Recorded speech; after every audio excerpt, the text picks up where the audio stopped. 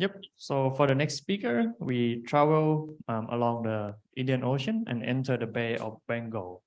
We go to city Kharagpur to listen to Dr. Ayan Chanda from Indian Institute of Technology.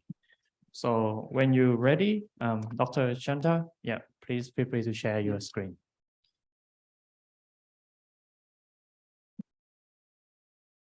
Yes, am I audible? And the screen is visible? Yep, we can listen to you now. We can hear you now. And yeah, feel free to share in full screen if you can. Yeah. Okay.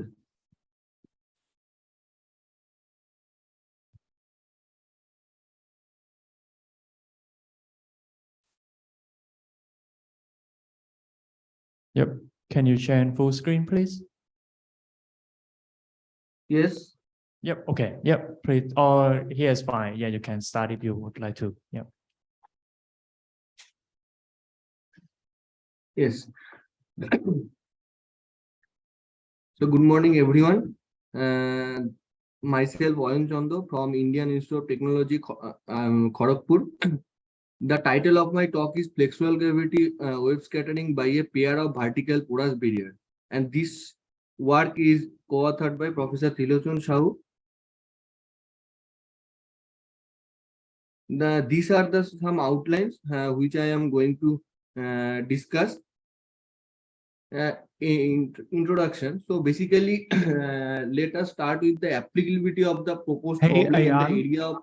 Ian, Yes. sorry, I don't think you're sharing what you're looking at because all we see is the first slide. Okay. We can see your browser with lots of tabs and the first slide. Yep, I can see your mouse now. Okay. Okay. Understood.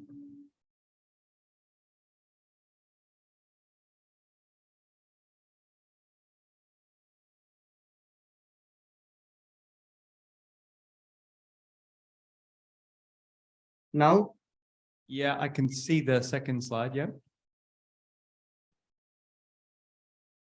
You want to? Yeah, you can keep going now, I think. Now it is visible. Yep, perfect. Perfect. Keep going. And it is moving. Yep. Yep. Okay. Please start. Yeah. Perfect. Okay. Now let us start with the applicability of the proposed problem in the area of ocean and coastal engineering. So the scattering of water is propagating in a homogeneous fluid by different type of obstacle like floating or submerged obstacle has enormous importance because of its credible implementation in the coastal and marine engineering.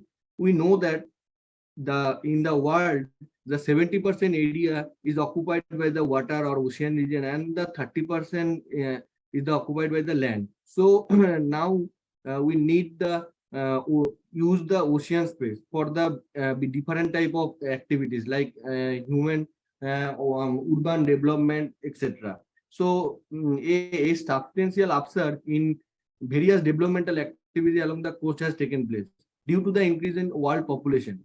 And also the same has exerted tremendous pressure on the coastal countries to protect the coastal infrastructures or facilities. And gravity wave interaction with very large floating structure has significant interest in recent decades due to the increasing population in the coastal countries for the utilization of the ocean space. So majority of the coastal structures are mainly used as breakwater to protect seashore and or to create the tranquility zone by affecting the wave reduction near such location. So basically the breakwaters are used as different type of application like the bays, ports and harbors to protect those type of confined water bodies. Okay.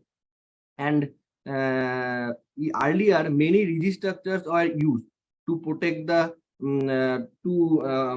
as a breakwater to protect the coastal area, but this type of structures can collapse under extreme wave condition like storm surges or tsunami, etc. So in order to reduce wave load on those type of structures, perforated or wave absorbing structures of different configuration can be utilized as better alternative than the conventional fixed rigid structures, which are used to provide protection from wave attack at those required locations. Now, these are some examples of like left one is the very last floating structure and the right one the floating bridge. So basically, when the water wave interacts with those type of structures, the one wave is generated, which is called as flexural gravity wave.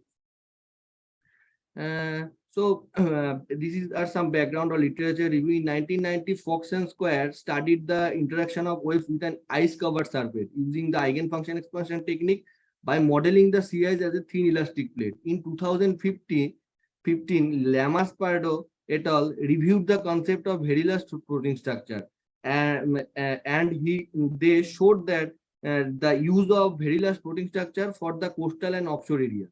In 1983, A.T. Chong established the porous wavemaker theory, and he showed that the porosity of the plate had a role in reducing the wave amplitude and the hydrodynamic force on the wavemaker. In 2011, Liu and Lee considered a dual curtain wall breakwater, where the seaward is consisting of a seaward perforated wall and a shoreward impermeable wall, and they examined its hydrodynamic performance.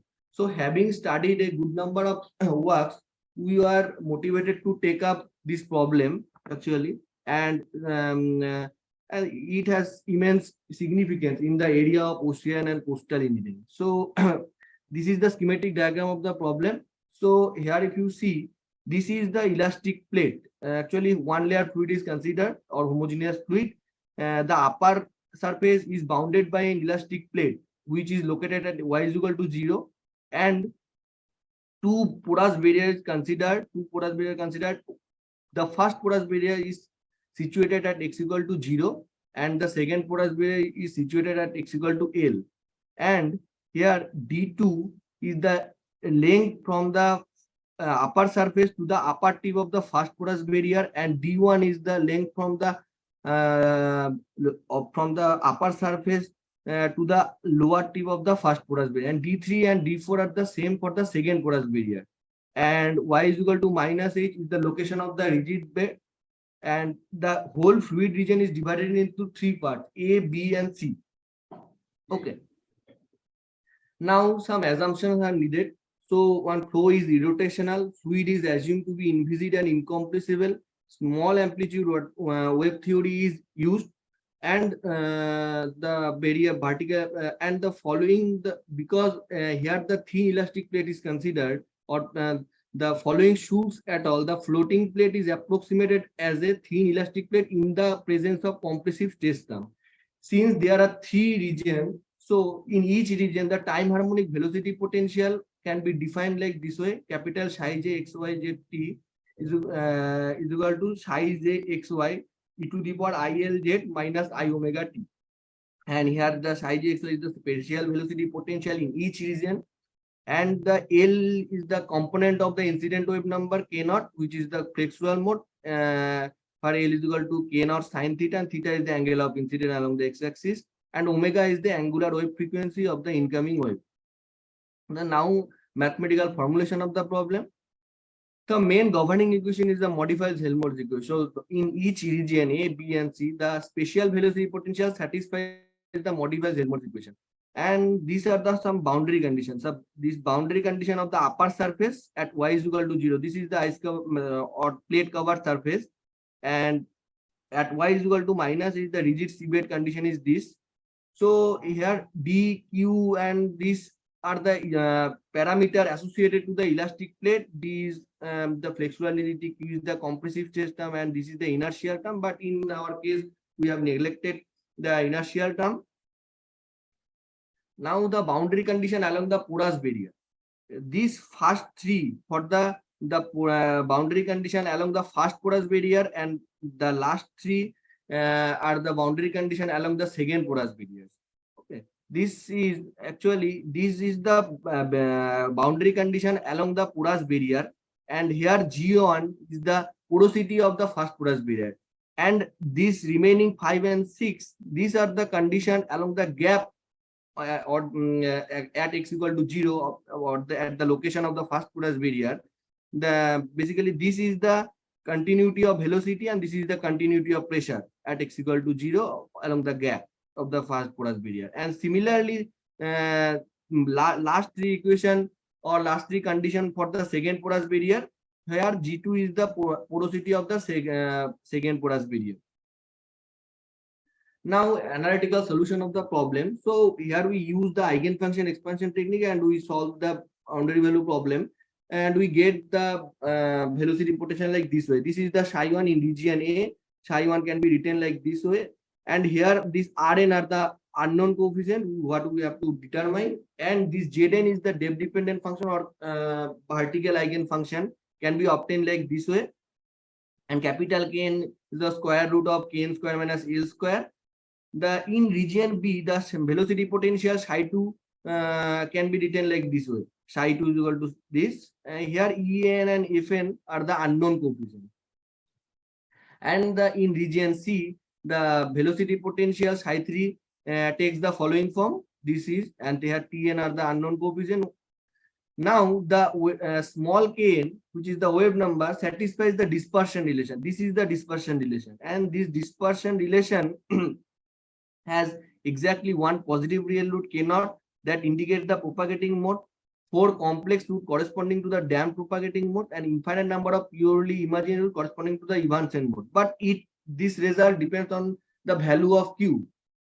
So here when q is equal to 1.4 root d, this is the graph. This is the contour plot of the dispersion relation. These are the complex roots. This is the real roots, and these are the Evanson mode or the purely imaginary roots. This is for q is equal to 1.4 root d. But the dispersion graph may change for the when we vary the q. So the dispersion graph is monotonically increasing without the compressive force. But optima in wave frequency occur with the introduction of the compressive force. So one can see that when q is equal to 1.523 root d, then C, basically this is the graph of group velocity versus kh. So here q is equal to 1.523 root d, then Cg attains the zero minima, and d omega by dk means Cg is equal to d omega by dk is 0. So the value of k for which Cg attains zero minima is called the saddle point, and here the phase velocity remains non-zero. Here the phase velocity remains non-zero, omega by k. These points are called the blocking point. Actually the maximum wave frequency with smaller wave number correspond to the primary wave blocking, and the lower frequency with the higher wave number corresponds to the secondary wave blocking. But when we q greater than qcg, that is 1.523 root d, then the cg, the d omega by dk is discontinuous. Okay. That means when q is equal to 2 root d, the cg is discontinuous, and this is called as buckling point. So basically the structure is going to break. But in this study we are restricted ourselves up to q is equal to qcg for 1.523 root d. The future scope is to study the this scattering problem when q greater than qc, that means in the blocking phenomenon.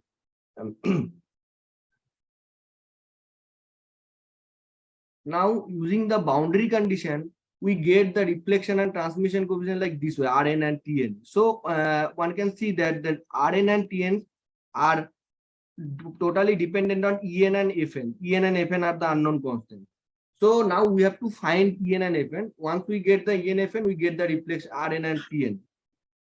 So we use here least square approach as used by Dalrymple and Martin to find the unknown coefficient. So this is the in order to solve or implement this, a new quantity is introduced.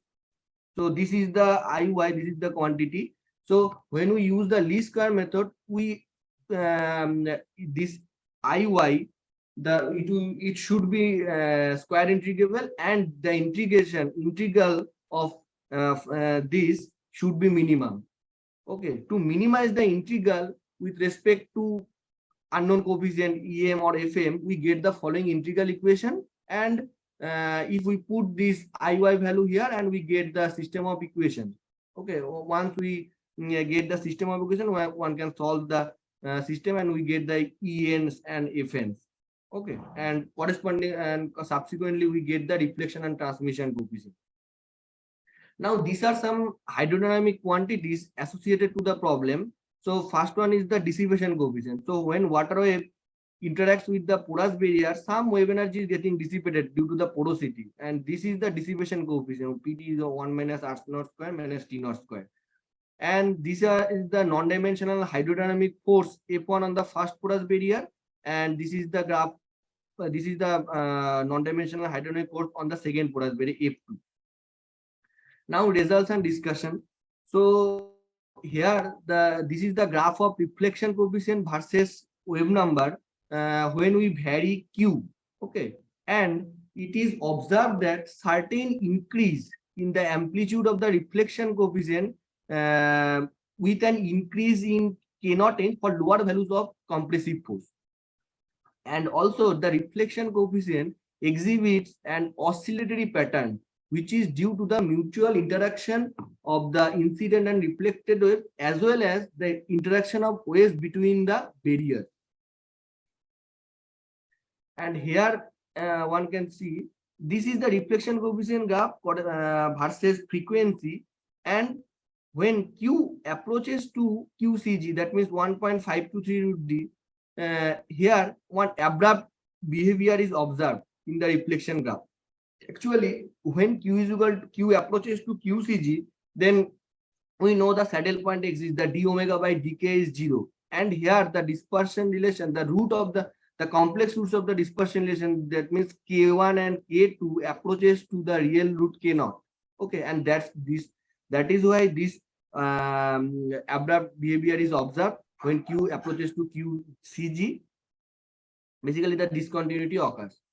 Now this is the reflection coefficient graph versus L by lambda. L is the gap length of the between the barriers, and when we increase q, then the reflection decreases. So when we increase the compressive force, then reflection decreases, and the zero minima occurs irrespective of the values of compressive force. And also the occurrence of maxima and minima is occur due to the constructive and destructive interference of the incident and reflected wave. Now this is the graph of reflection coefficient versus L by lambda. Here we vary the porosity of the barriers. So what we do here, we consider the G1 and G2, the porosity of the both the barrier as same as G, and we vary G. Okay, so when we increase the porosity of the barrier G, then the reflection decreases. But this left graph is for the compressive force Q is equal to 1.4 root D, and this is for the Q is equal to 0.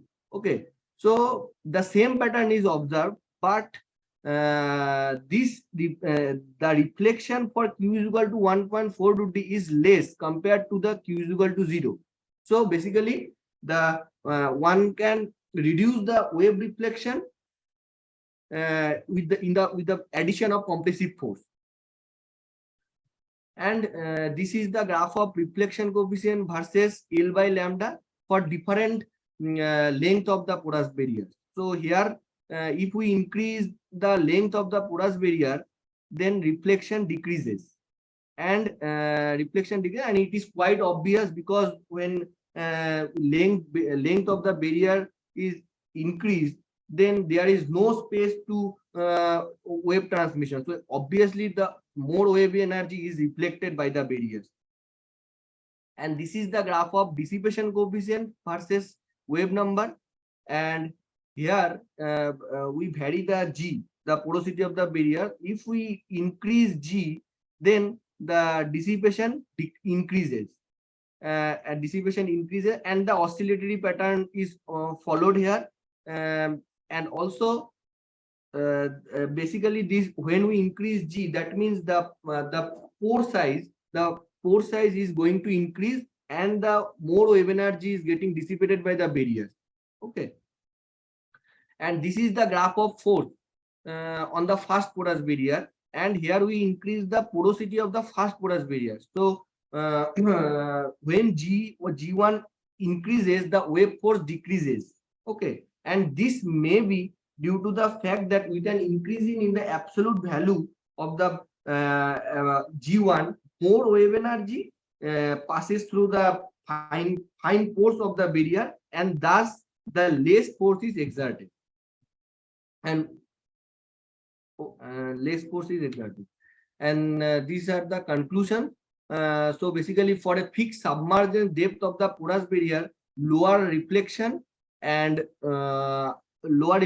acquired, corresponding to an increment of the porosity of the porous barrier, and the reflection coefficient decreases, corresponding to an increase in Q, the compressive force. And it is observed that the discontinuity occurs in the amplitude of the reflection coefficient when Q approaches to QCG.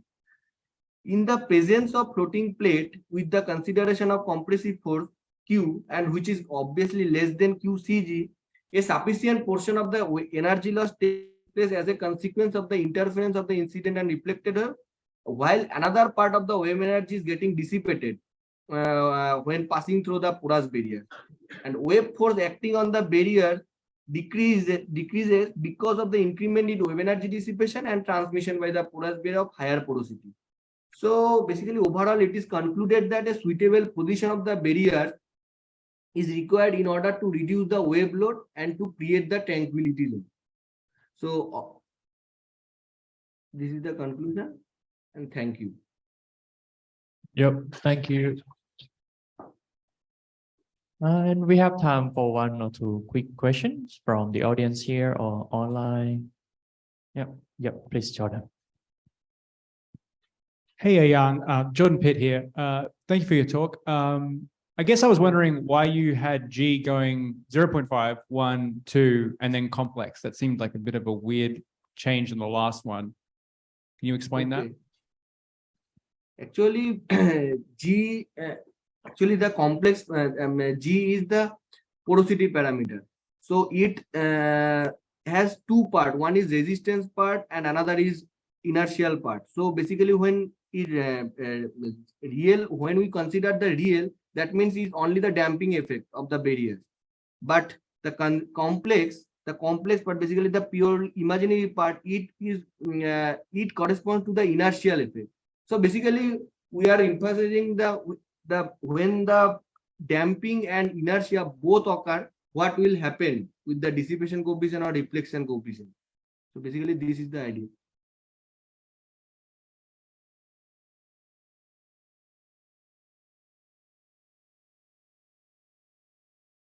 Hi, Mike Malin here.